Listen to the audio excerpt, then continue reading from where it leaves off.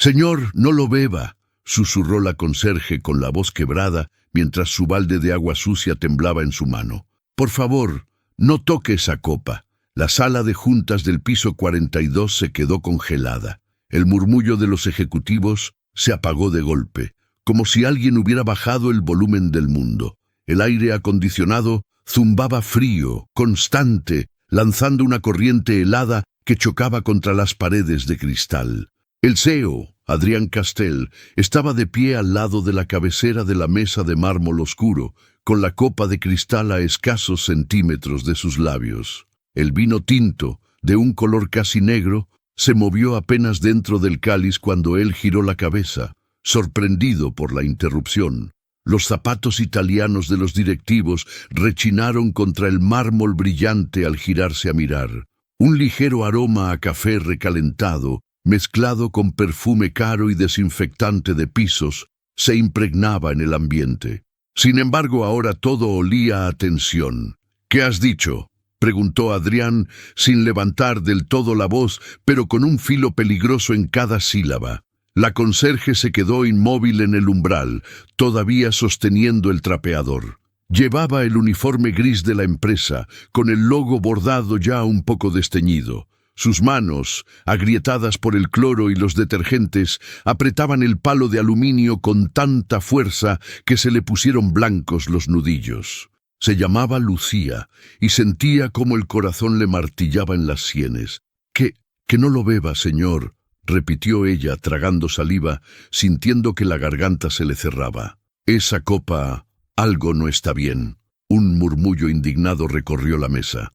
Una de las gerentes, con un traje sastre color marfil y un collar de perlas que resplandecía bajo las luces halógenas, soltó una carcajada corta.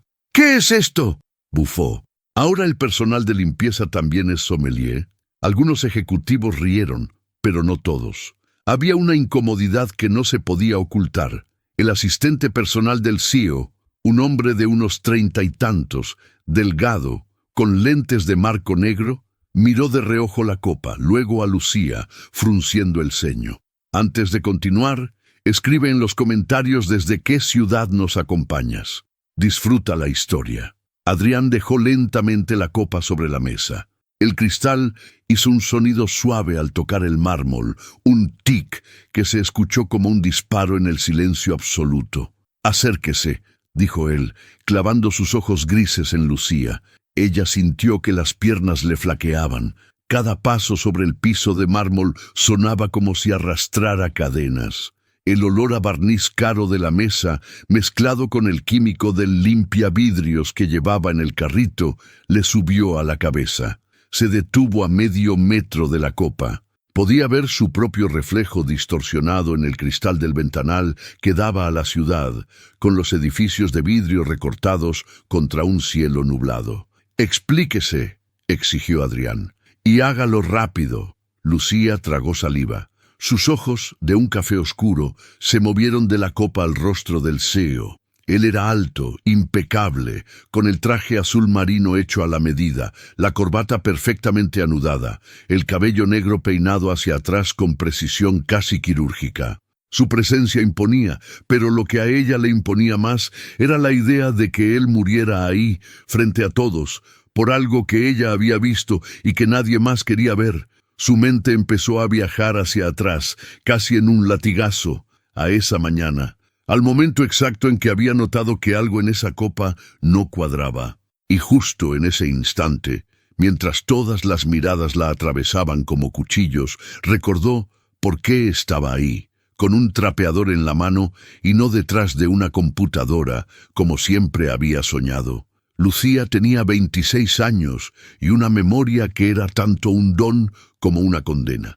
Desde niña podía recordar páginas enteras de libros con solo leerlas una vez, conversaciones completas con sus inflexiones, olores específicos asociados a días concretos.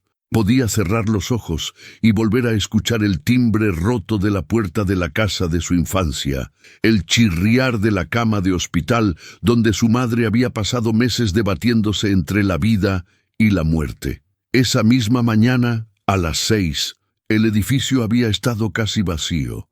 Solo el ruido de la máquina pulidora en el lobby, el eco de los pasos de seguridad, el olor fuerte del desinfectante mezclado con el de café barato que salía de la pequeña máquina en el área de conserjes.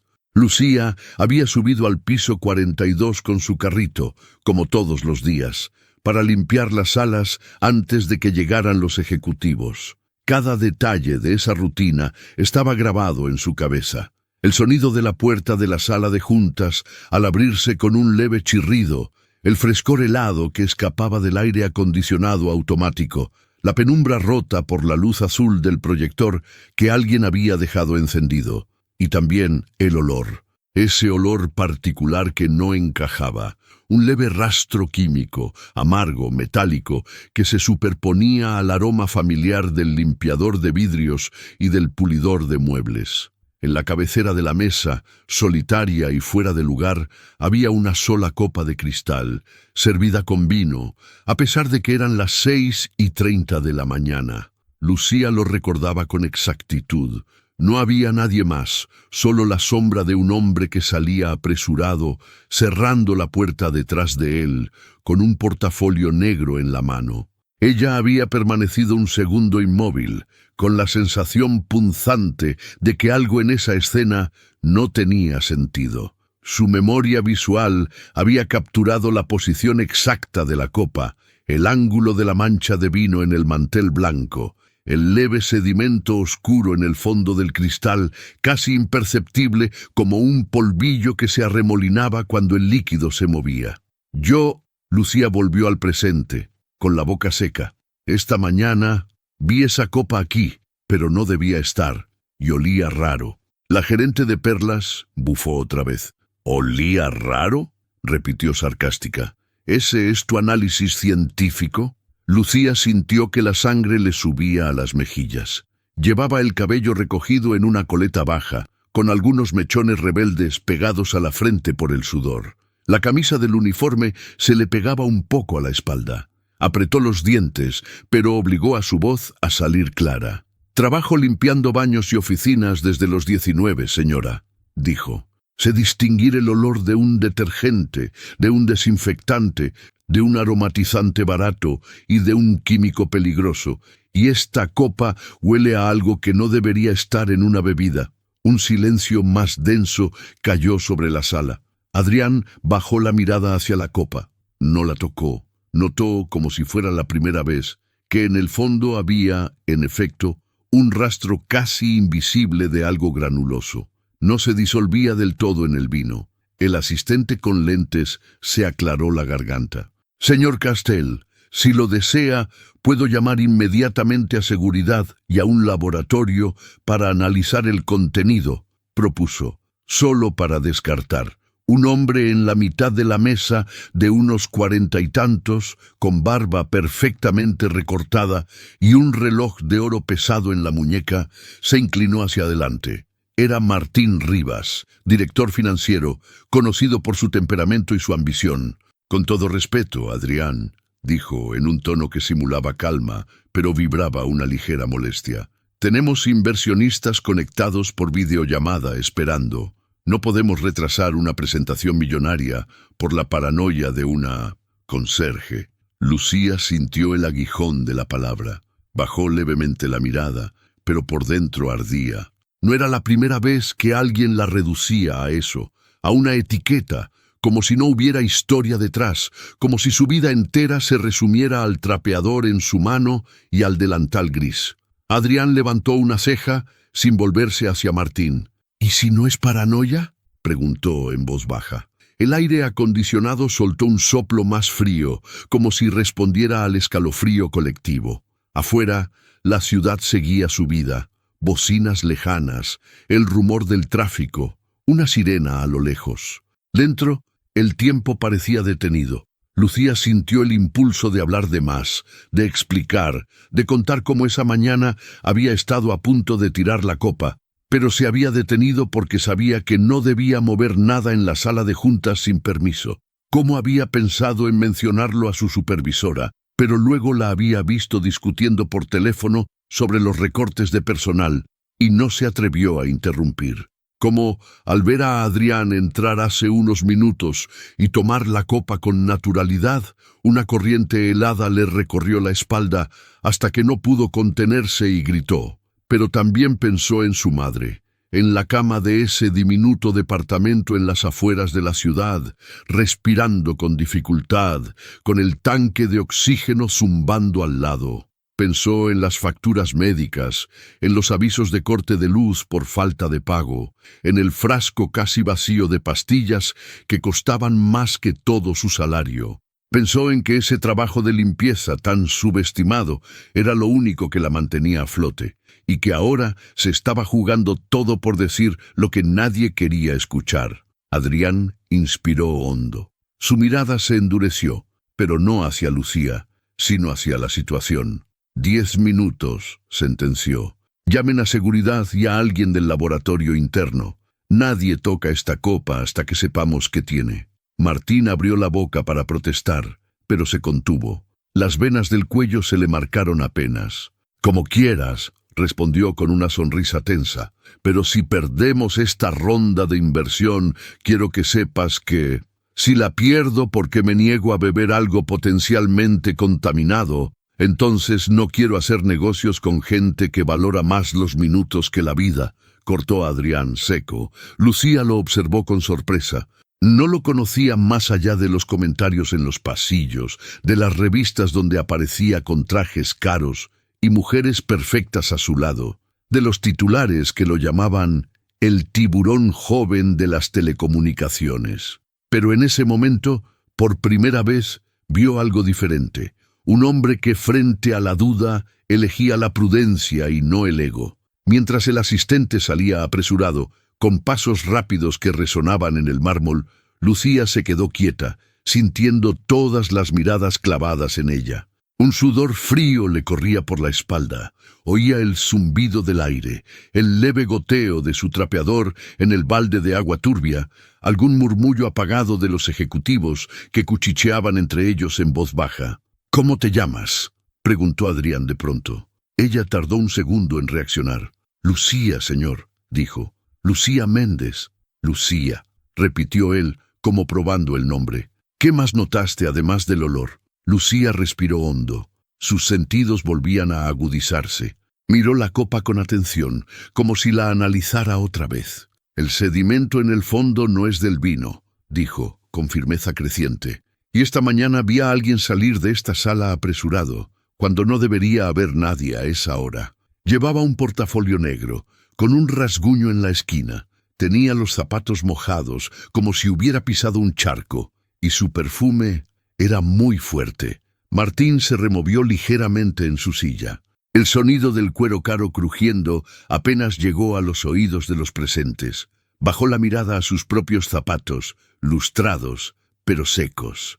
«¿Y pudiste ver quién era?», preguntó él, en tono aparentemente casual. Lucía lo miró. Sus ojos se fijaron en el reloj dorado, en la barba recortada, en la corbata roja. Cerró los suyos un instante, dejando que su memoria hiciera su trabajo. La imagen se reconstruyó en su mente, nítida. La silueta de espaldas, el cabello con entradas marcadas, la altura media, el corte del saco. El perfume invasivo, amaderado, idéntico al que había olido en el elevador muchas veces, adherido a la colonia de un solo hombre en ese edificio. Su corazón dio un salto. Sabía quién era, pero también sabía que decirlo en ese momento, sin pruebas, en medio de una sala llena de poderosos, podía destruirla. «No vi su rostro», mintió, con voz suave. «Solo sé que era un hombre de estatura media». Sintió la mirada del CEO clavada en ella, tratando de leer entre líneas. Él era un experto en negociar, en detectar mentiras, en encontrar grietas en los discursos ajenos. Pero también sabía reconocer el miedo. Los minutos siguientes fueron un carrusel lento de tensión. Seguridad llegó con un pequeño maletín metálico. Uno de los hombres, con guantes de látex, tomó la copa con extremo cuidado. Un técnico del laboratorio interno, bajito, con gafas gruesas y bata blanca, colocó una gota del vino en una tira reactiva. Todos observaron como si estuvieran presenciando un ritual. El resultado tardó menos de lo que parecía. El color de la tira cambió de manera abrupta, virando a un tono alarmante. El técnico frunció el ceño, luego abrió más los ojos. «¿Qué significa eso?», preguntó Adrián con la mandíbula tensa. El técnico tragó saliva. «Señor», dijo mirando la copa como si fuera una granada sin explotar, «hay presencia de un compuesto que no debería estar ahí. No puedo confirmarlo al 100% sin un análisis completo, pero parece ser un tipo de veneno». Un murmullo de horror recorrió la sala. La gerente de Perlas llevó una mano a la boca. El asistente con lentes dio un paso hacia atrás. Martín se quedó inmóvil, pero las venas de su sien latieron con fuerza. Adrián se quedó mirando la copa como si fuera la traición hecha objeto. Luego giró lentamente la cabeza hacia Lucía.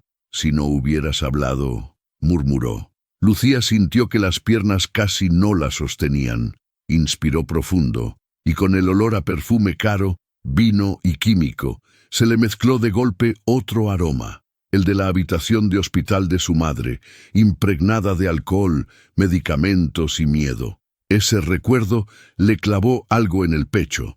Había perdido casi todo en esa época, menos una cosa, la certeza de que, si veía una injusticia o un peligro, jamás guardaría silencio. Su vida no siempre había sido trapeadores y uniformes grises. En la secundaria había sido la niña prodigio de la escuela pública del barrio. Sacaba 10 en matemáticas sin esfuerzo, recitaba párrafos enteros de libros de historia, aprendía idiomas con una facilidad que dejaba boquiabiertos a sus maestros. En los 15 años ya hablaba inglés casi perfecto, gracias a tutoriales gratuitos en Internet y películas subtituladas.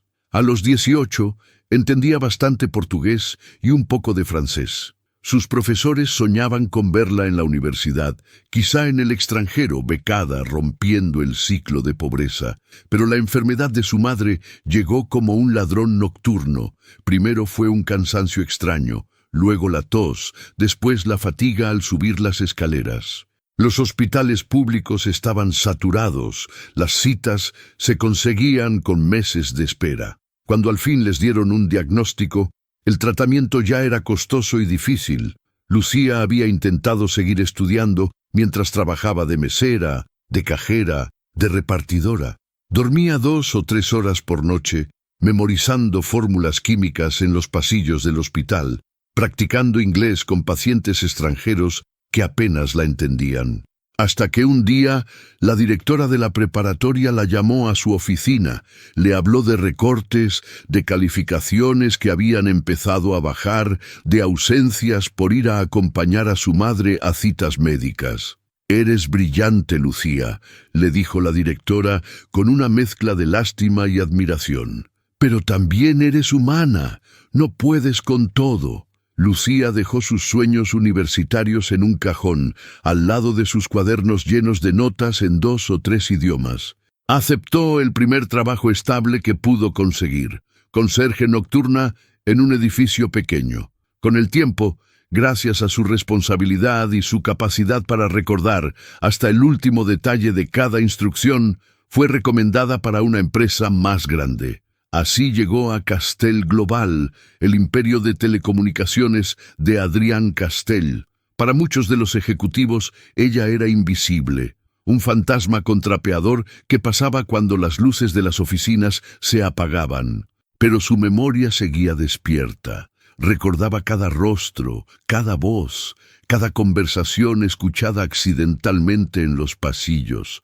No por chisme, sino porque su mente simplemente no sabía apagar esa función.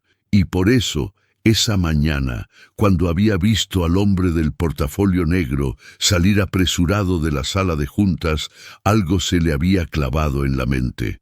Ese mismo perfume fuerte y amaderado, el ruido de sus tacones carísimos golpeando el mármol, el leve jadeo, como si hubiera subido las escaleras porque no quería esperar el ascensor.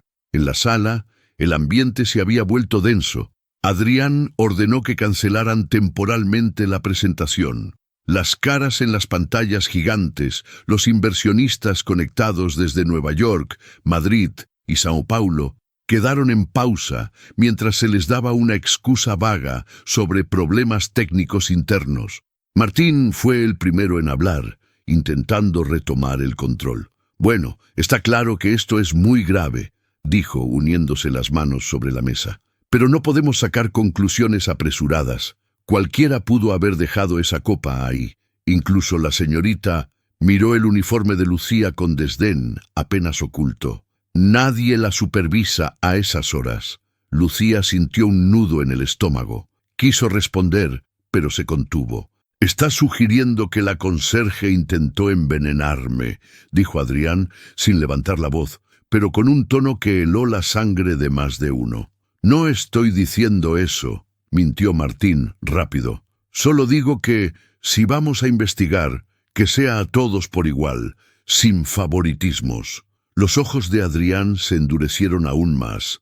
«Tendremos una investigación a fondo», aseguró. «Y si descubro quién fue capaz de esto, personalmente me encargaré de que no vuelva a trabajar ni un solo día en esta industria, ni en ninguna otra». Sus palabras cayeron como un martillo. Lucía sintió una mezcla extraña, temor y al mismo tiempo una pequeña chispa de esperanza, porque en ese «quién» había una promesa de búsqueda real, no de encubrimiento. Cuando todo se dispersó un poco, Seguridad pidió a Lucía que se quedara para una breve declaración.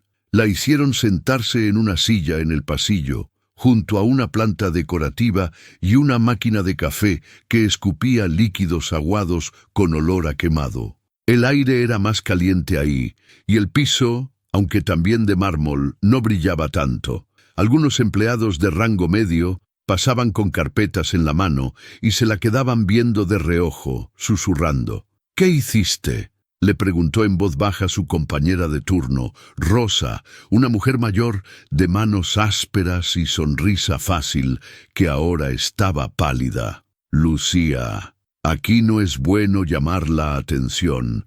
Tú sabes cómo son con el personal de limpieza». Lucía apretó la mandíbula. «Rosa, casi se bebe una copa con veneno», respondió. «¿Qué querías que hiciera que me quedara callada?». Rosa suspiró, mirando hacia la puerta cerrada de la sala de juntas, detrás de la cual se movían sombras. «Sé que hiciste lo correcto», admitió.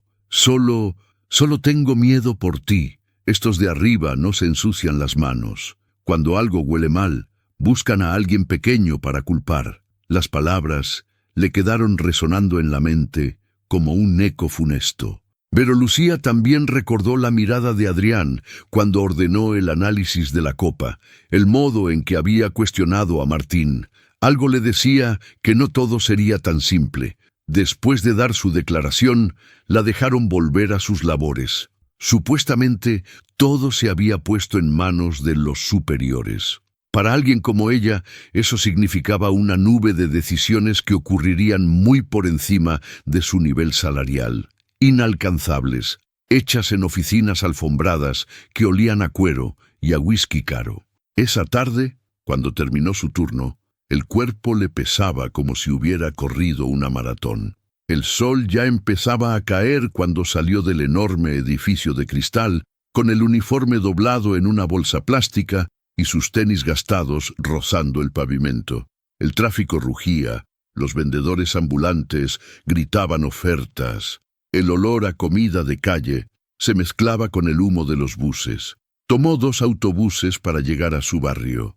En el segundo, iba apretada entre un señor que olía a sudor rancio y una señora con un niño dormido en el regazo. El calor era pegajoso y los amortiguadores del bus chirriaban en cada bache.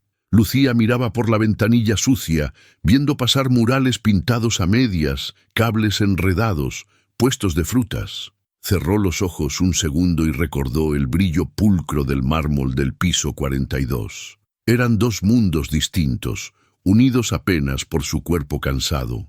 Al llegar a su edificio, un bloque de concreto descascarado con grafitis en la entrada subió las escaleras porque el ascensor llevaba meses dañado. Cada peldaño olía a humedad y a comida recalentada. En el tercer piso abrió la puerta oxidada de su departamento. El aire olía a medicinas, a sopa de pollo fría, a detergente barato. «¿Hija?», se escuchó una voz débil desde el cuarto. «Soy yo, mamá», respondió Lucía dejando el bolso sobre una silla. «Ya llegué». Entró al cuarto. Una cama sencilla ocupaba casi todo el espacio. Una mesa de noche con algunos frascos de pastillas, un vaso con agua, un viejo ventilador que apenas movía el aire caliente. Su madre, Elena, estaba recostada contra las almohadas. Tenía el pelo más canoso de lo que le correspondía por edad, la piel marcada por la enfermedad y por las preocupaciones. «Te ves agotada», dijo Elena, con una sonrisa suave. Lucía se sentó en el borde de la cama, cuidando de no tirar el tubo del oxígeno. «Fue un día raro», admitió.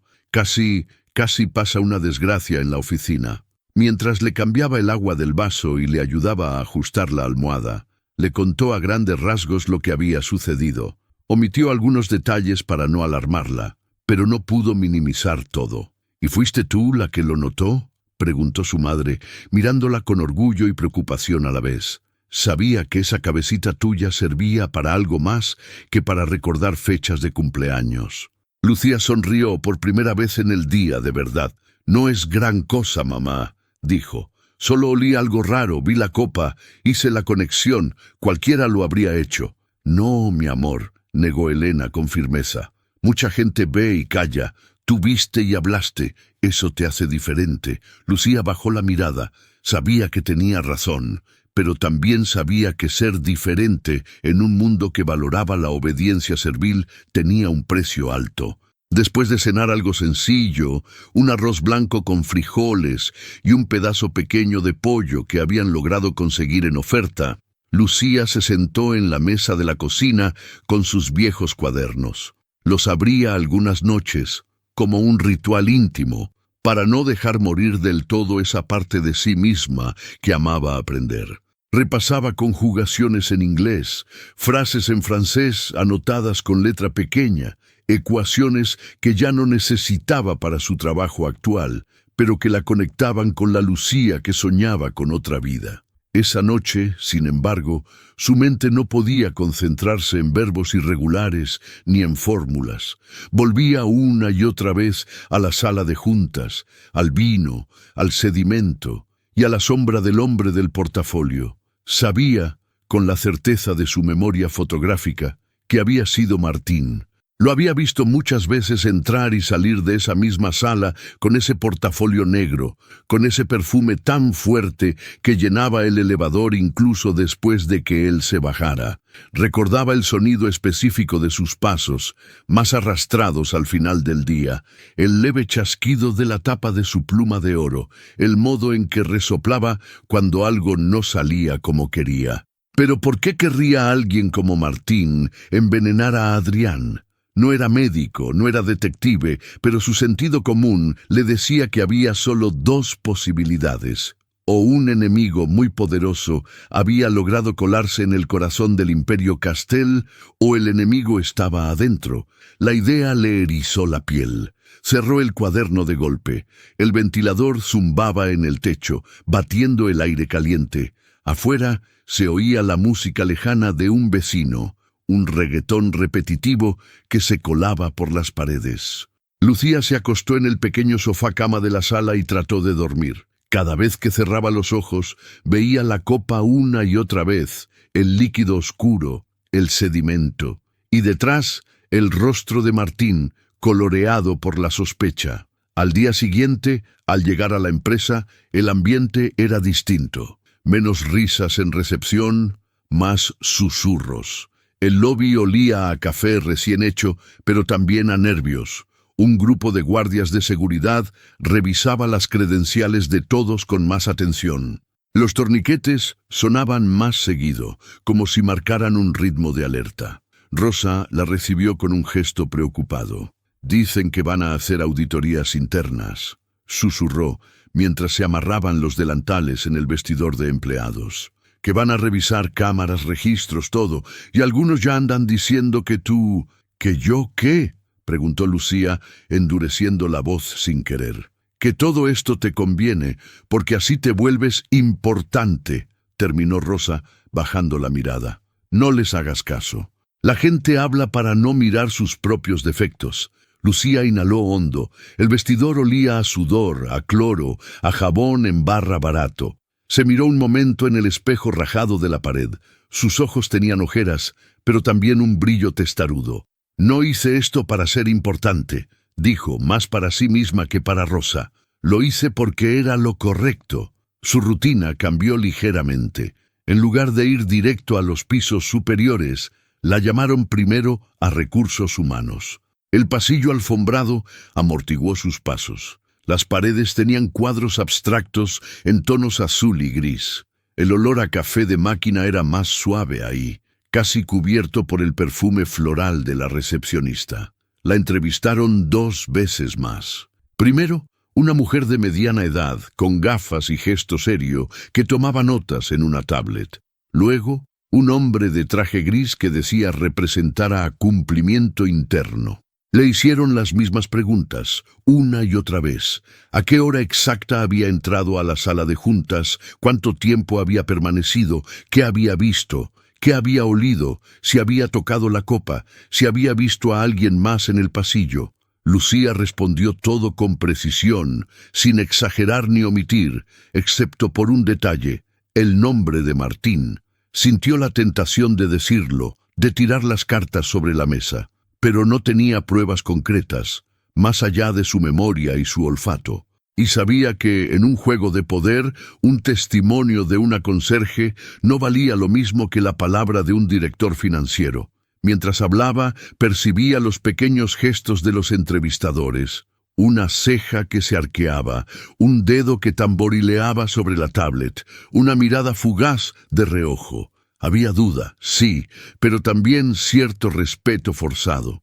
Sabían que, si los medios llegaban a enterarse de que una empleada de limpieza había salvado al CEO, la imagen pública de la empresa podría usar esa historia o destruirla. Al salir de la segunda entrevista, en el pasillo, chocó casi de frente con Martín. El impacto fue leve, apenas un roce de hombros, pero a Lucía le pareció como chocar contra un muro frío. «Perdón, señor», dijo de inmediato dando un paso atrás. Martín la miró de arriba abajo. Sus ojos eran de un verde apagado, inquisitivo. Llevaba el mismo perfume amaderado que ella recordaba, tan intenso que le llenó la nariz en un instante. «Tú eres la famosa conserje, ¿no?», preguntó él, con una sonrisa que no alcanzó sus ojos. «No soy famosa, señor», respondió ella incómoda. «Solo hago mi trabajo». «Claro», dijo él, alisándose la solapa del saco. «Solo haces tu trabajo. Y tu trabajo, por lo que veo, ahora incluye meter a la empresa entera en un escándalo potencial». Lucía sintió un escalofrío. «Yo solo evité que el señor Castell bebiera algo que podía ser peligroso», se defendió, con un hilo de voz, pero firme. Martín la sostuvo la mirada un segundo más de lo necesario. «Aquí arriba, muchacha, nada es tan simple como parece», murmuró, acercándose un poco, lo suficiente para que ella sintiera todavía más el olor abrumador de su perfume. Un movimiento en falso, y todo el edificio tiembla. Te aconsejo que cuides bien dónde pones el trapeador y la boca. Se alejó con pasos lentos, medidos, dejando tras de sí una estela de colonia y amenaza velada. Lucía se quedó quieta un instante, con el corazón desbocado. El ruido distante de una impresora, el zumbido del aire acondicionado, el tecleo de alguna secretaria detrás de una puerta cerrada, todo se mezcló en una cacofonía lejana. Se obligó a retomar su ruta. Mientras limpiaba escritorios vacíos, recogía tazas de café olvidadas, borraba huellas de dedos de las paredes de cristal. Su mente no paraba de trabajar. Recordaba frases sueltas que había escuchado en pasillos, conversaciones a medias en el elevador entre ejecutivos que pensaban que ella no entendía inglés. «If the numbers leak, we're dead. He thinks he controls the board, but money talks. You know that. Rivas is pushing too hard. He wants that position». Rivas. Martín Rivas. Lo había escuchado muchas veces en murmullos, asociado a palabras como ambición, riesgo, atajo. Esa tarde, mientras limpiaba el área de cafetería de los ejecutivos, vio algo que le llamó la atención. En una de las mesas altas, olvidado, había un folder manila. No tenía nombre visible, solo un código impreso. Lucía no era de las que revisaban cosas ajenas. Era una regla que se había impuesto a sí misma: no leer, no curiosear, por más que su memoria quisiera absorberlo todo. Pero el folder estaba abierto apenas, mostrando la primera línea de un documento en inglés, y sus ojos, casi sin querer, la leyeron. Project Helix, Confidential Financial Restructuring Plan. Sintió un cosquilleo en la nuca. Helix. Había escuchado esa palabra antes esa misma semana, en el elevador en voz baja de dos gerentes. Si Helix sale a la luz antes de tiempo, estamos en problemas.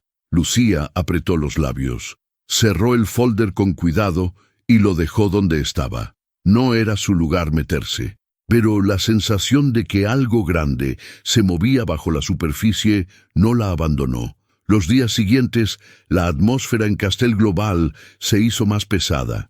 Circularon correos internos hablando de revisión de protocolos de seguridad, compromiso con la integridad y colaboración plena en la investigación en curso. Para los ejecutivos, esto significó reuniones adicionales, firmas, reportes.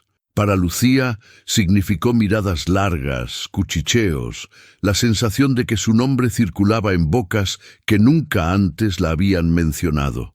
Una tarde, al terminar su ronda de limpieza en el piso 40, decidió tomar un atajo por un pasillo menos transitado. El piso estaba alfombrado, así que sus pasos eran casi inaudibles. Fue entonces cuando escuchó voces en una pequeña sala de reuniones con la puerta entornada.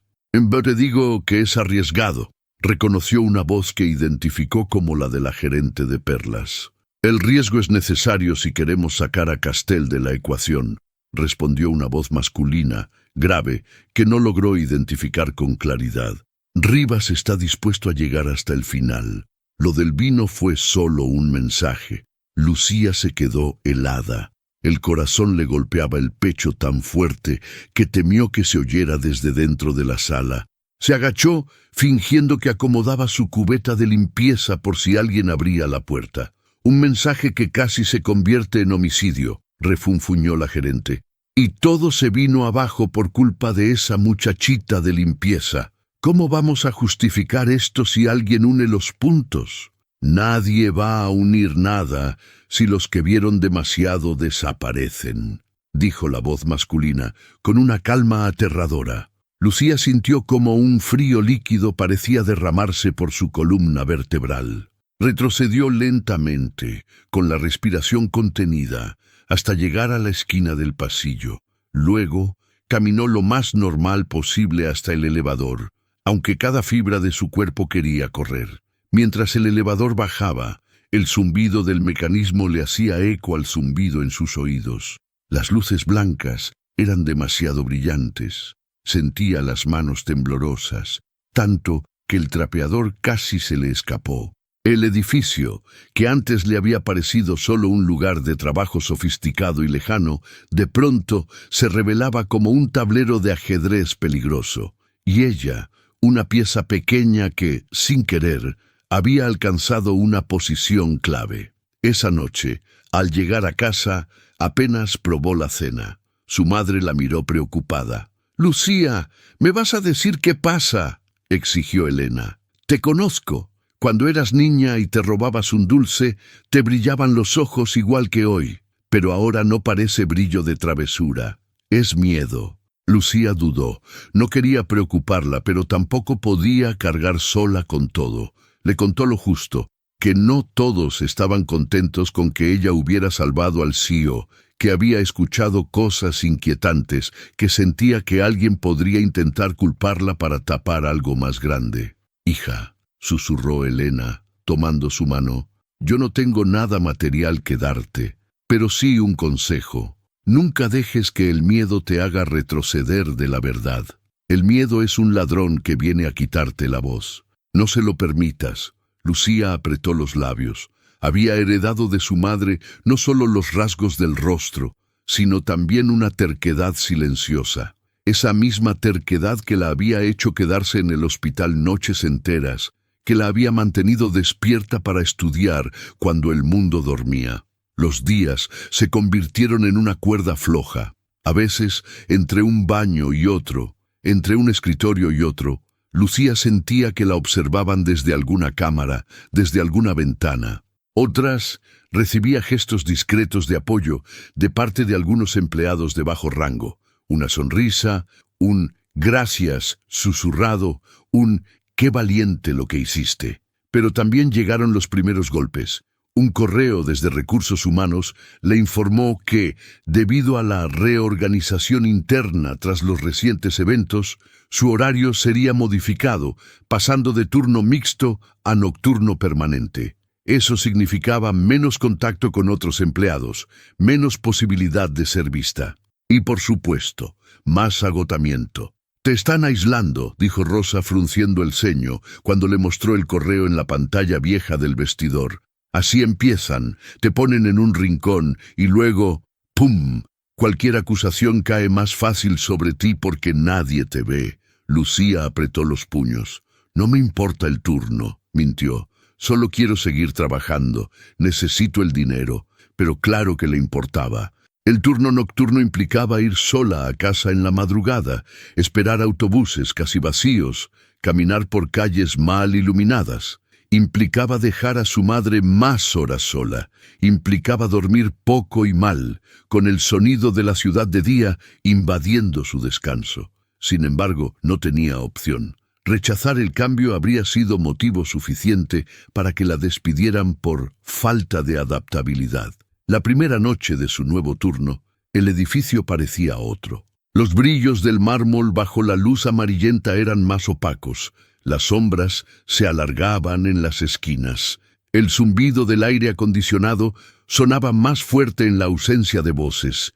El olor a perfume caro había desaparecido casi por completo, sustituido por el aroma más neutro del limpiador de pisos y del aire nocturno que se colaba por alguna ventana mal cerrada. Mientras trapeaba el lobby, escuchaba el eco de sus propios pasos. Podía oír hasta el clic lejano de una computadora que se quedaba encendida en alguna oficina. Cada ruido la hacía girar la cabeza. Estaba hipersensible. A mitad de la noche, casi a las 2 de la mañana, subió al piso 42. Las luces estaban en modo ahorro de energía, más tenues. La sala de juntas estaba vacía, la misma donde todo había empezado. La puerta cerrada. Nadie le había asignado específicamente limpiarla, pero era parte de su ruta. Al abrirla, el aire frío la envolvió. El olor a desinfectante y madera encerada la golpeó. El mantel blanco había sido retirado. No había copas ni botellas, solo la larga mesa de mármol, las sillas perfectamente alineadas, el proyector apagado en el techo. Sin embargo, al acercarse al extremo donde solía sentarse Adrián, notó algo, un pequeño sobre blanco, sin nombre, solo con su inicial, L. Su corazón se detuvo un segundo, miró a su alrededor. No había nadie. El silencio zumbaba. Se acercó con cautela, cada paso sonando suave en el mármol. Sus dedos, secos por los detergentes, temblaban cuando tomaron el sobre. Lo abrió con cuidado. Dentro, una hoja doblada en 3. La desplegó. Una sola frase, escrita con tinta negra en una letra clara. Nos salvaste a todos ese día, pero aún no estás a salvo tú. No confíes en Rivas. A.C. Lucía sintió como si alguien hubiera abierto una ventana en medio de un cuarto sin aire. A.C. No necesitaba memoria fotográfica para saber quién era. Adrián Castell. Sus ojos recorrieron la frase una y otra vez. El CEO sabía lo que ella intuía, sabía lo suficiente para escribir ese sobre, dejarlo en un lugar donde solo ella, siguiendo su ruta habitual, lo encontraría. El peso de las letras cayó sobre sus hombros como una mezcla de carga y alivio. Pero la alerta era clara. No confíes en Rivas. La noche siguiente, al llegar a su trabajo, la empresa hervía, a pesar de la hora. Algo había pasado. En recepción, los guardias hablaban por radio con voces tensas. El olor a café era más fuerte, como si alguien hubiera hecho varias jarras seguidas para mantenerse despierto. Lucía sintió esa electricidad en el aire que precede a una tormenta. Rosa, con los ojos muy abiertos, la interceptó antes de que llegara al vestidor. ¿Supiste?, preguntó, casi en un susurro histérico. Martín Rivas fue suspendido temporalmente. Lo interrogaron por horas. Dicen que encontraron irregularidades en unos informes financieros y que podría estar relacionado con lo de la copa. Lucía sintió un mareo momentáneo. ¿Lo arrestaron?, preguntó, con la voz un poco más alta de lo que pretendía. Todavía no, respondió Rosa, pero hay policías en el edificio y gente de traje que parece del gobierno. Esto va en serio, Lucía. La noticia corrió entre los pasillos como fuego en pasto seco. Algunos se alegraban en secreto. Nadie quería a Rivas, decían. Otros lucían preocupados. Él manejaba muchas cosas. Si caía, la empresa temblaría. Para Lucía eso significaba algo más. Su intuición no estaba tan errada, pero también significaba que el tablero de ajedrez se reacomodaba, y las piezas pequeñas, como ella, podrían ser sacrificadas en silencio. 2 días después llegó el golpe que nadie, mucho menos ella, esperaba. La llamaron otra vez a Recursos Humanos, pero esta vez la sala estaba más fría que nunca. La luz blanca acentuaba cada mancha en las paredes, cada grieta en el techo. La mujer de gafas y el hombre de traje gris no estaban solos. Había también un tercero, un abogado de la empresa, con el cabello engominado y un maletín de cuero. «Señorita Méndez», empezó el abogado con un tono profesional que sonaba a sentencia. «Hemos avanzado en la investigación interna y, lamentablemente, han surgido algunas discrepancias en su testimonio». Lucía frunció el ceño. «¿Discrepancias?», repitió. «Yo he dicho lo mismo cada vez, solo que», intervino la mujer de gafas mirando la tablet, «nuestras cámaras de seguridad del piso 42 muestran que usted entró a la sala de juntas a las 6:23 de la mañana y salió a las 6:32. Durante ese tiempo estuvo sola con la copa. Nadie más entró o salió hasta las 9, cuando la señora de catering llegó para preparar la reunión. Lucía sintió que el piso se movía bajo sus pies. «¿Me están diciendo que creen que yo puse el veneno?», preguntó con un hilo de voz, pero con incredulidad genuina. El abogado se aclaró la garganta. «No estamos afirmando nada todavía», dijo, «pero entendemos que, desde la perspectiva externa, es una posibilidad que no podemos descartar. Un empleado de bajo rango, con acceso al área, sin supervisión, es nuestro deber considerar todos los ángulos». El aire acondicionado sopló más frío. Lucía se cruzó de brazos, pero no por desafío, sino para evitar que vieran cómo le temblaban las manos. Yo no hice eso», dijo. «Entré, vi la copa, olí algo raro, pero no la toqué. Solo limpié el piso y salí». «¿No se ve eso en sus cámaras?», el hombre de traje gris intervino. «La cámara está enfocada principalmente en la puerta y en la mesa central», explicó. «No tiene un ángulo perfecto sobre todo lo que sucede en la cabecera. Se la ve a usted entrar, moverse, estar cerca de la copa, pero no se puede determinar con certeza qué hace exactamente durante esos minutos». Una sensación de injusticia ardiente le subió al pecho. Pensó en todos esos días que había pasado invisible bajo esas mismas cámaras, limpiando, doblando la espalda, para que ahora esos ojos electrónicos, mudos e imparciales, la pusieran bajo sospecha. «Hay algo más», añadió el abogado sacando un documento del maletín. «Según nuestros registros, hace 3 meses, usted solicitó un adelanto de salario por motivos médicos, y hace 2 semanas volvió a hacerlo. Eso indica una situación económica apremiante». Lucía apretó los dientes. «¿Están insinuando que aceptaría dinero para envenenar a mi jefe? Escupió. ¿Que sería capaz de matar por pagar una deuda? El abogado no se inmutó. Estamos diciendo que, desde el punto de vista de un investigador externo, podría parecer un móvil plausible, respondió. Necesitamos que comprenda que si esto trasciende, la empresa debe protegerse. Y, bueno, siempre es más fácil que la responsabilidad recaiga en alguien que no está en la alta dirección. Cada palabra era un puñal. Más fácil que la responsabilidad recaiga en alguien que no está en la alta dirección. Decían lo que Rosa ya le había advertido. Buscarían un chivo expiatorio. Y ella, con su uniforme gris y su madre enferma, era el objetivo perfecto. Lucía sintió que algo en su interior se quebraba y al mismo tiempo se endurecía. «No voy a aceptar que me culpen por algo que no hice», dijo, con la voz temblorosa pero firme. «No soy perfecta. Estoy endeudada, sí, pero no soy una asesina. ¿Qué hay de las irregularidades financieras de Rivas? ¿Qué hay de la gente que quería sacar al señor Castell de la ecuación? ¿Qué hay de las conversaciones que se tienen a puerta cerrada donde se habla de mensajes y desaparecer testigos?» Los tres la miraron con sorpresa. El abogado la estudió con más atención. «¿De qué está hablando?», preguntó. Lucía supo en ese instante que cruzaba una línea, pero ya no tenía nada que perder. «Escuché a la gerente de marketing y a otra persona hablar de eso», dijo sintiendo la rabia transformarse en un motor. «De que lo del vino era un mensaje, de que Rivas quería sacarlo a él, y de que si alguien veía demasiado, podía desaparecer». La mujer de gafas tecleó algo en su tablet. «¿Está diciendo que hay una conspiración interna para dañar al señor Castell?», preguntó en tono desligado, casi clínico. «Estoy diciendo que me quieren usar como chivo expiatorio», exclamó Lucía, levantándose de la silla sin darse cuenta. «Porque soy la más débil, la que no tiene abogado, ni dinero, ni apellidos que la respalden».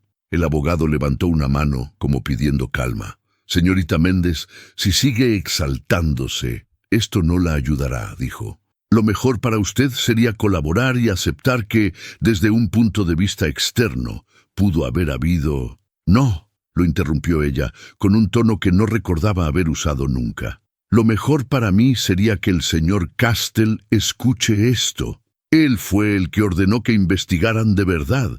Él fue el que me escribió». Se detuvo en seco.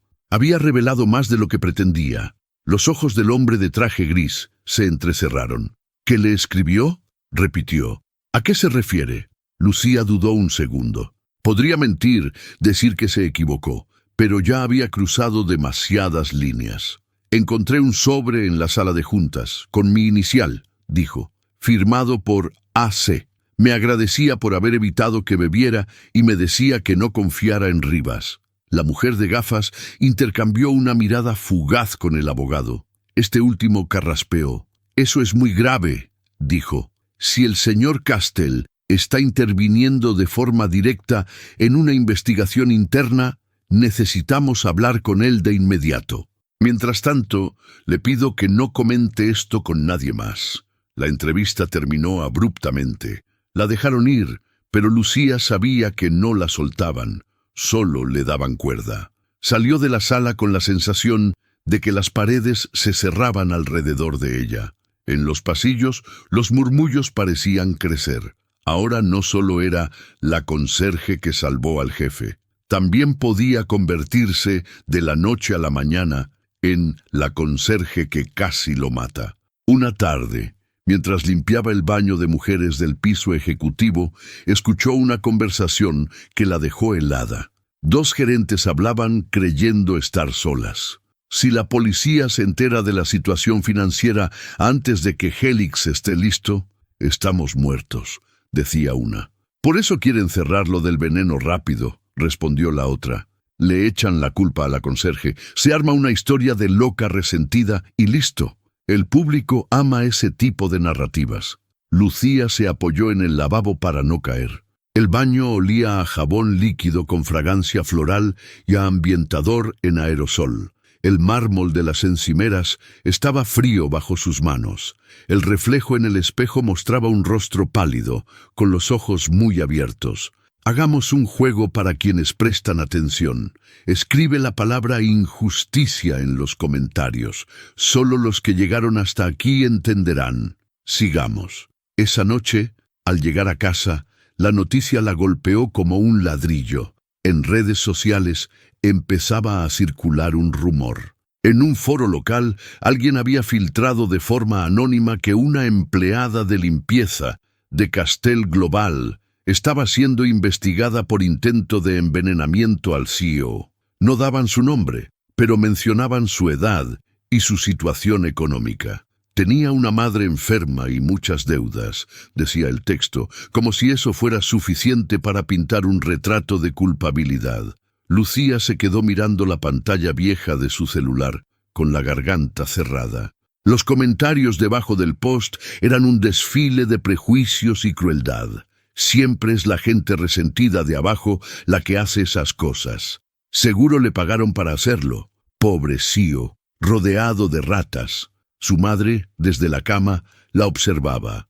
«¿Qué pasa?», preguntó Elena. «Te pusiste blanca». Lucía se sentó a su lado, le mostró la pantalla.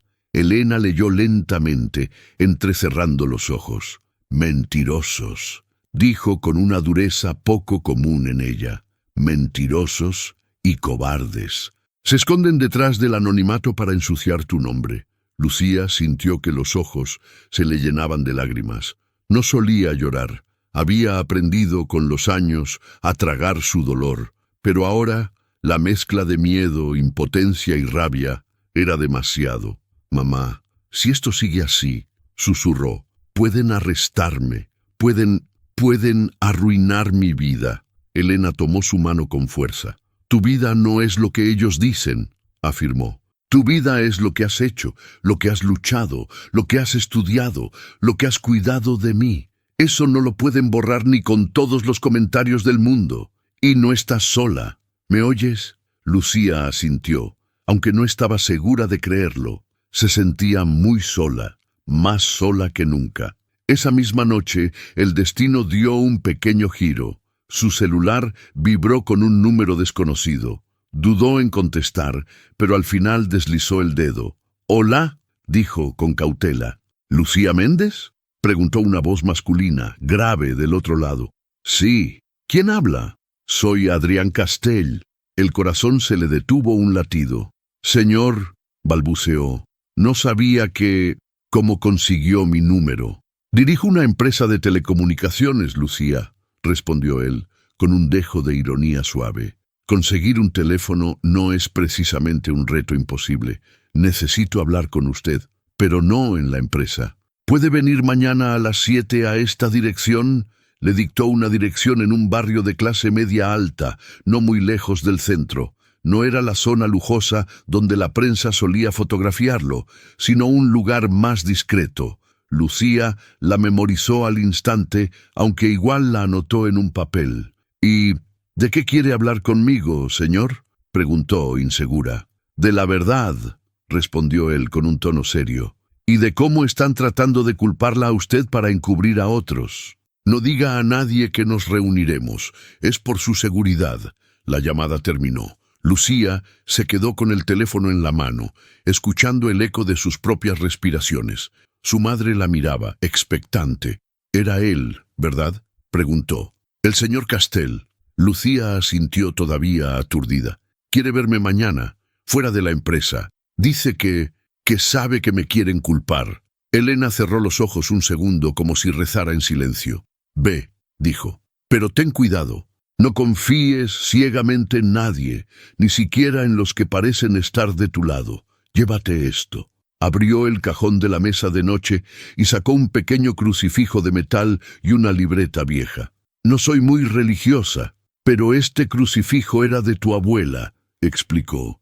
«Te dará valor, y la libreta para que anotes todo lo que escuches, todo lo que veas. Si alguien intenta cambiar la historia, tú tendrás la tuya escrita». Lucía apretó el crucifijo en su mano, sintiendo el metal frío contra la piel, y guardó la libreta en su bolso. Una calma extraña se posó sobre ella, mezclada con una adrenalina que no la dejó dormir casi nada. Al día siguiente llegó a la dirección a la hora exacta. Era un edificio discreto, de ladrillo, de 5 pisos, con balcones pequeños y plantas en algunas ventanas. Nada ostentoso. El portero la miró con curiosidad cuando dijo el nombre. «Ah, sí, el señor Castell», dijo sorprendentemente sin gran reverencia. «Está en el 4º piso. Me dijo que la dejara pasar. El ascensor era viejo, chirriaba un poco. El espejo del interior tenía una rajadura en un costado. Lucía se vio reflejada. Blusa sencilla, jeans, zapatos cómodos. Nada que ver con los trajes caros que se veían en la empresa. Pero esa era ella, sin uniforme, sin etiqueta de conserje. Cuando la puerta del 4º piso se abrió, encontró un pasillo corto, con 3 puertas. La del fondo estaba entreabierta. Tocó suavemente. «¡Adelante!», se escuchó la voz de Adrián desde dentro.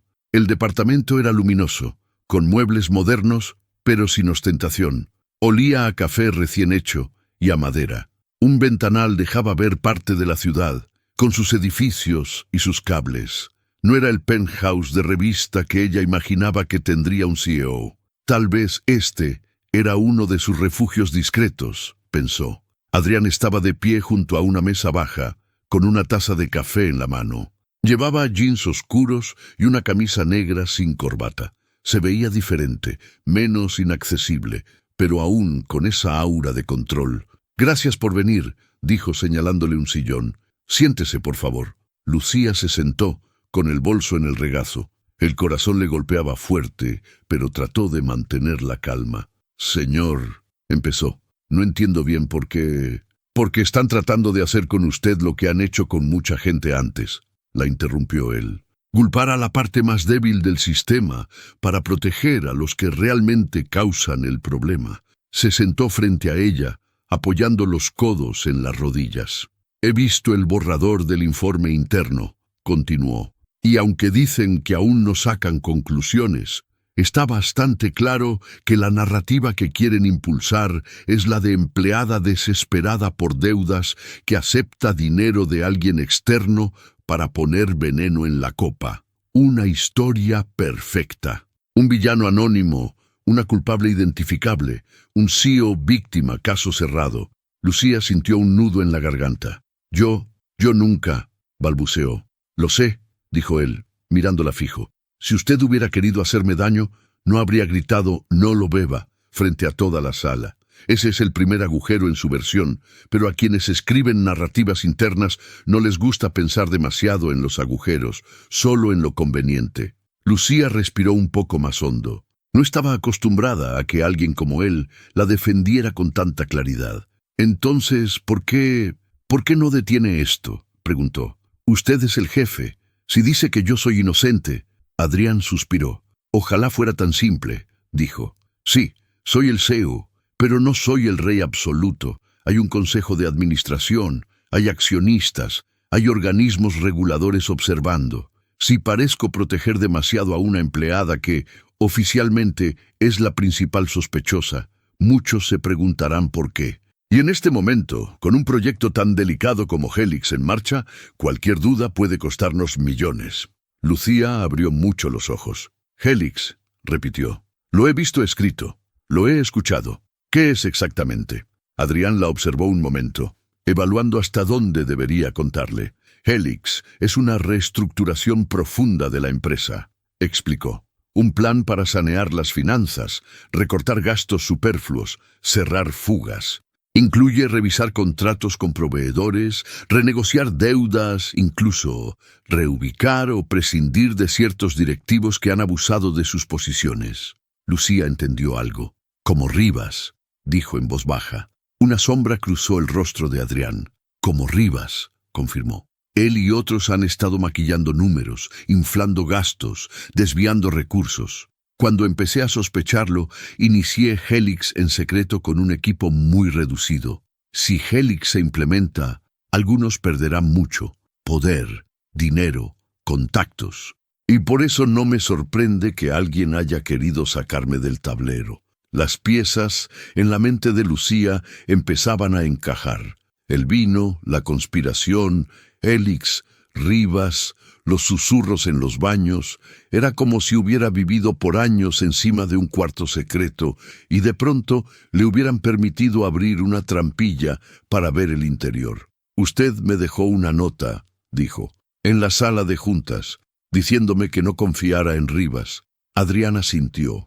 «Lo hice después de hablar con el equipo de cumplimiento», explicó. «Me di cuenta de que desde el principio estaban demasiado interesados en explorar la opción de culparla a usted. Siempre volvían a sus deudas, a su situación personal. Nadie se preguntaba por qué alguien como Rivas tendría acceso a la sala a esa hora. Eso me pareció sospechoso. Quería advertirla de que, mientras yo investigaba por mi cuenta, usted debía cuidarse». Lucía sintió un calor extraño en el pecho. No era romanticismo ni mucho menos, era algo más básico, la sensación de que por primera vez en mucho tiempo alguien en una posición de poder veía su humanidad, no solo su uniforme. «¿Investigar por su cuenta?», repitió. «¿Cómo?». Adrián se levantó, fue hasta un pequeño aparador y sacó una carpeta. «Tengo acceso a cosas que otros no», dijo. «Grabaciones de cámaras que no todos saben que existen, registros de accesos, reportes cruzados, y tengo también algo que no esperaba tener. Una aliada con una memoria prodigiosa». Le tendió la carpeta. Dentro había copias de correos, extractos de estados financieros, listas de accesos al piso 42. «He visto las cámaras del lobby y de los elevadores de esa mañana», continuó. «Rivas llegó al edificio a las 6:10, mucho antes de su hora habitual. Subió solo al piso 42. Salió de la sala de juntas a las 6:21, 2 minutos antes de que usted entrara. Es cierto que durante esos 9 minutos en que estuvo adentro, la cámara no muestra con claridad qué hace, pero claro que su comportamiento fue extraño», continuó Adrián con voz tensa. «Leí los registros. Dejó su huella digital en el escáner de acceso, pero curiosamente no hay registro de salida en ese mismo lector. Eso significa que alguien borró parte del informe de seguridad después. Y eso, Lucía, solo puede hacerlo alguien con acceso administrativo directo al sistema». Lucía abrió los ojos incrédula. «¿O sea que lo está encubriendo alguien más?». Adrián asintió lentamente. Caminó unos pasos hasta la ventana del departamento. La luz de la tarde caía sobre su perfil. El reflejo de la ciudad temblaba en los cristales.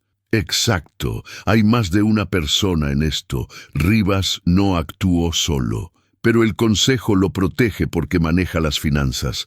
Si cae él, muchos otros quedarían expuestos, y por eso están intentando cerrar el caso responsabilizándola a usted. Necesitan un rostro que distraiga a la prensa y al público, una historia simple para que el Consejo siga intacto». Lucía sintió un fuego interno subirle al pecho. Ya no era miedo, era rabia pura. «¿Y usted qué va a hacer?», preguntó con voz firme.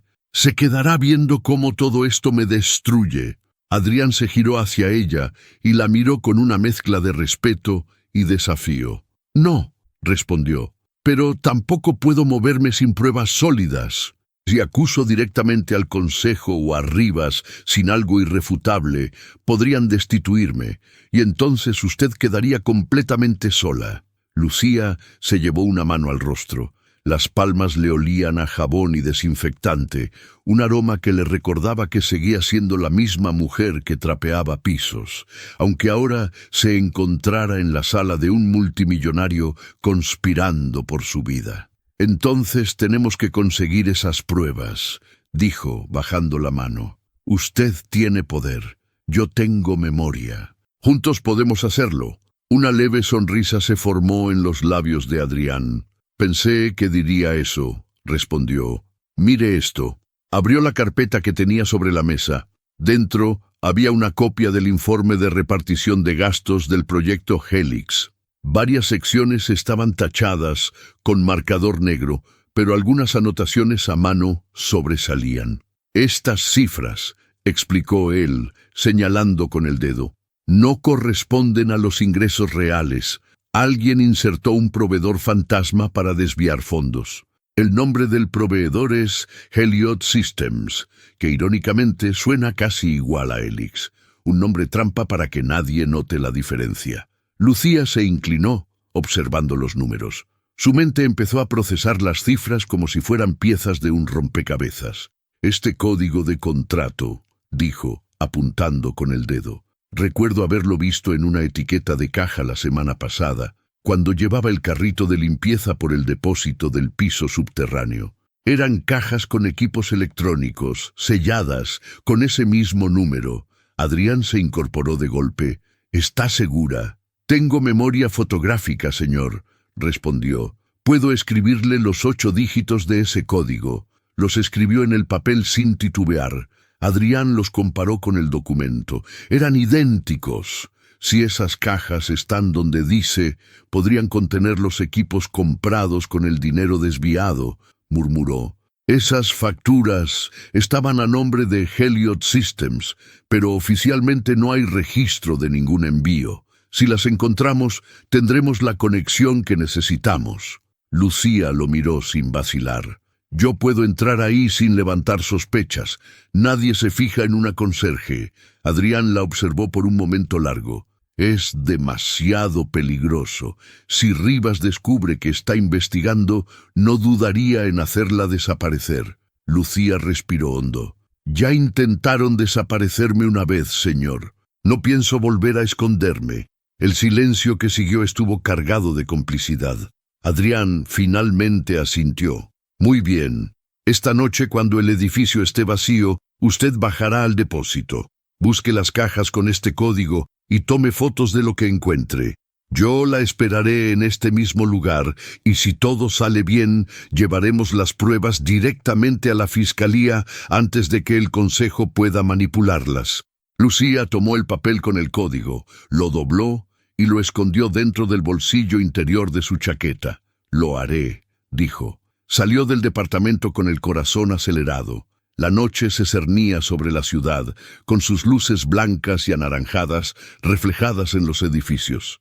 Sentía miedo, sí, pero también una determinación nueva. Si alguna vez había limpiado ese edificio como si fuera una cárcel brillante, esa noche entraría en él como una sombra con propósito. A medianoche pasó con su tarjeta de acceso por el torniquete.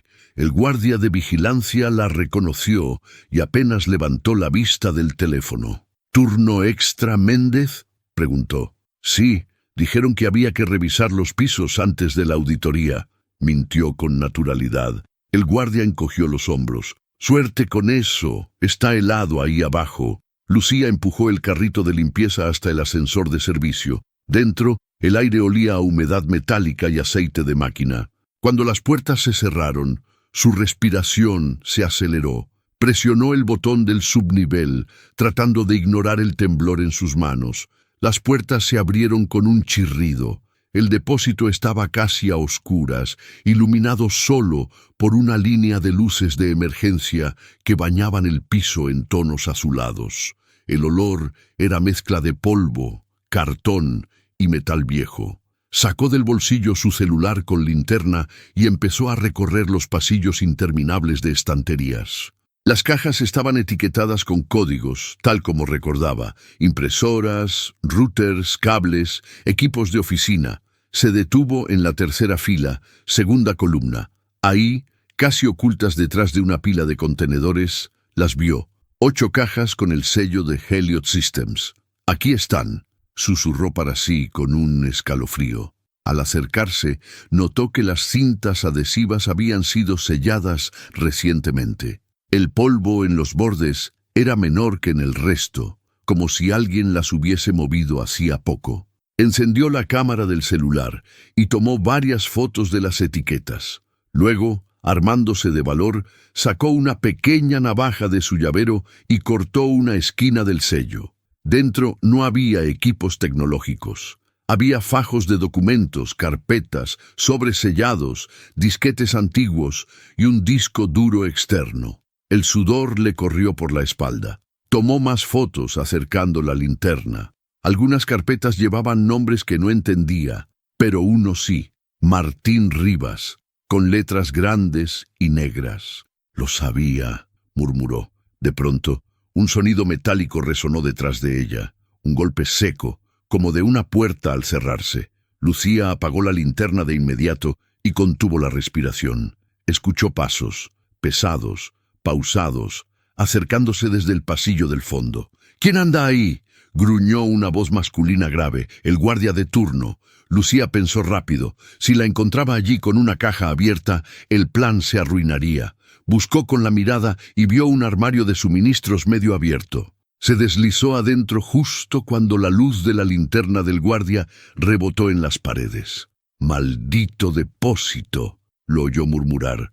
«Siempre dejan las puertas sin cerrar». Los pasos se acercaron hasta quedar a unos metros del armario. Lucía podía oír su respiración. El guardia giró en dirección a las cajas de Heliot Systems. Silencio. Luego, un sonido, un clic metálico. Lucía no se atrevió a mirar, pero por el eco supo lo que era. Estaba tomando una foto, o quizá llamando a alguien por radio. Un pitido de notificación sonó poco después. «Sí, jefe, estoy en el subnivel», decía el guardia. «Todo bien, solo las cajas de Heliot. No están abiertas». «Sí, señor Rivas, el área está segura». Lucía sintió como el corazón se le paralizaba. Los latidos le enmudecieron el oído. El guardia trabajaba para él. Esperó hasta que se fueron los pasos y el eco de la puerta se cerró del todo. Salió despacio del armario, temblando, y cerró la caja con el mismo cuidado con que un cirujano cierra una herida. Volvió a colocar el sello lo mejor que pudo. Subió a toda prisa por el ascensor, intentando no correr. Cuando alcanzó el aire de la superficie, su respiración era agitada y su mente trataba de asimilar lo ocurrido. Tenía las fotos, suficientes para demostrar que esas cajas existían y que no contenían lo que decían. Salió por la puerta de servicio, invisible, tal como había entrado. Afuera, la madrugada todavía olía a lluvia y gasolina. Tomó un autobús vacío y fue directo al departamento de Adrián. Él la esperaba despierto, con la televisión encendida pero sin volumen. Al verla entrar, se levantó de inmediato. ¿Lo consiguió? Lucía asintió, sacando el celular de su bolsillo. Le mostró las fotos. Adrián las observó con intensidad, pasando lento cada imagen. «Esto es suficiente para abrir una investigación penal», dijo, levantando la mirada. «Es el vínculo entre Helix y el dinero desaparecido, y usted acaba de abrir una puerta de la que no hay regreso». Lucía se dejó caer en el sofá, exhausta. «Lo sé», susurró, «pero si me quedaba callada, iba a perder igual». Adrián asintió con respeto. «Descanse aquí esta noche», dijo finalmente. «No es seguro que regrese a su casa. Si el guardia le reportó a Rivas, él ya sabrá que alguien estuvo merodeando». Lucía dudó un instante, pero el cansancio pudo más. Esa noche durmió pocas horas, envuelta en una manta ligera, con el sonido lejano de la lluvia golpeando las ventanas del departamento. En sus sueños, las luces del piso 42 brillaban como fantasmas y las copas de cristal se multiplicaban frente a ella. Al amanecer, Adrián la despertó con café y un plan. «Hoy habrá reunión de emergencia del consejo», le dijo, entregándole una taza.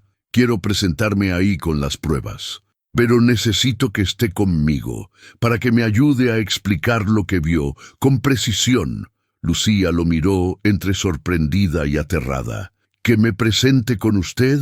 Pero ellos me odian, me culpan de todo». «Precisamente por eso», respondió él. «Quiero que estén obligados a verla como humana. Quiero que oigan su voz frente a frente. Y si intentan negarlo, las fotos hablarán por nosotros». Horas después, ambos entraron juntos a la sala de juntas. Era el mismo piso, la misma mesa, el mismo aire frío, pero ahora la historia era otra. En la cabecera, Adrián colocó las carpetas impresas con las fotos. El consejo estaba completo, 7 miembros, todos con trajes impecables y expresiones tensas. Martín Rivas estaba allí también. La mirada que le lanzó a Lucía fue pura hostilidad contenida. «Esto es irregular, Castel», dijo Rivas apenas sentarse. «Traer aquí a una empleada de limpieza. Esta empleada de limpieza interrumpió Adrián, golpeando con suavidad la mesa. Evitó que yo muriera, y anoche consiguió la evidencia que ustedes se negaron a buscar. Lucía se mantuvo de pie, la espalda erguida, aferrando la libreta que su madre le había dado. Adrián prendió la pantalla principal. Aparecieron las fotos de las cajas, los códigos, los documentos con el nombre de Rivas. El silencio fue absoluto.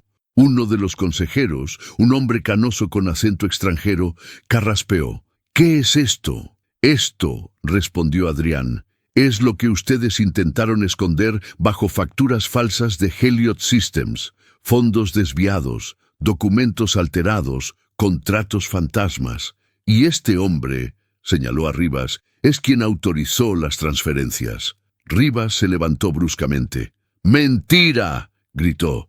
«Alguien plantó eso. Probablemente ella. Me gustaría saber cómo una conserje tiene acceso a sus claves bancarias y a su firma digital», replicó Adrián con frialdad.